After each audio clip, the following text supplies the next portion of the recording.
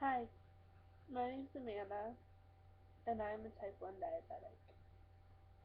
I thought I would come on and tell my story about how I was diagnosed with diabetes. When I was 20, which was 3 years ago, going on 4 years ago, I was diagnosed with what was called steroid-induced diabetes, which is a type of type 2 diabetes. I was incorrectly diagnosed for 6 months. This is my story. I guess you have to kind of know the backstory. When I was 20, I was battling a large amount of severe um, allergic reactions. I was going into anaphylactic shock almost every 2 weeks. Um, I also had a lot of stomach problems. I couldn't eat. I was almost on a feeding tube, and I was really ill, and they couldn't figure out why. Um, I was losing a lot of weight, and I was going to see the doctor in the city almost every couple of days. When that all stopped, I was going to the doctor one day with one of my really good friends who's type 2 diabetic, and she was noticing I was bringing a water bottle everywhere, and I was drinking a lot, which was weird for me because I'd been really sick and I hadn't been able to eat a lot. So drinking a lot was really weird because that was putting a lot of stress on my stomach. I was peeing a lot. It just was not a good sight. I was losing a lot of weight. Um, and with the steroids I was on, I had this really round face, but I had no body fat on my body because I was losing all this weight so fast.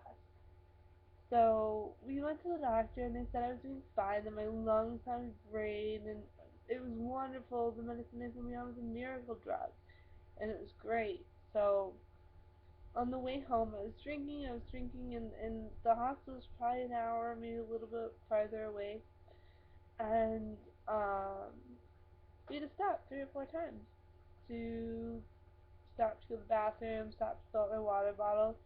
Um, and my friend was like, "This is really weird." So we got stuck in traffic, and she was like, "Let me see your hand." I know, really safe. While I'm driving, let me see your hand.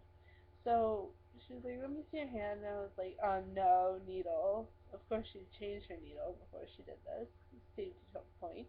Don't point anyone else with their needle unless you have changed it. Um, but she poked me with the needle thing, which really hurt, which I still don't like. And her meter came up high. And I was like, "Oh, that's fun. Is this high, low, okay, right?" And she's like, "No, you shoot for a number. A number for a non-diabetic is 80 to 120. You are above like 400, I think, which is as high as my meter goes." And I'm like, "Let's try that again." So we cleaned my fingers with alcohol, and we did it again with my little pinky finger, which hurt really bad, but apparently that's where you get the least amount of food. And since then, my diabetes educator says that's exactly right. So, pinky finger. Um, so we used my pinky finger, and it read again high. So my friend said, "Get out of the driver's seat," because also what was happening was I wasn't able to see. I wasn't able to see the street signs. So that was what really prompted her to take my blood sugar. Um, but she turned the car around and went back to Boston, where my doctor was, and which is the big city I live in. We went back to the doctor, or back to the hospital. Um, went to the ER. They took my blood sugar right there in triage. It read high. They did it again. It read high, which is really a big deal. Seeing as theirs goes way up higher than mine does, theirs than my friend did. Um, the nurse immediately came in and said, "We're admitting you to the hospital. We're gonna treat you and get the sugar down. We're gonna teach you about diabetes and all that other good stuff." But um when I was when the doctor came in, he said, unfortunately, no, we're not going to actually admit you to the hospital. Um, you have what we call hyperglycemia. It means that your sugar is high. It actually doesn't mean that you have diabetes, especially because you are on steroids. Not the kind that make you big and strong, but rather the kind that open your lungs up. Um, this confused me. I didn't really know what was going on. At 20 years old, I still was like, Mom, Dad, um, help me. Um, but my friend was like, what?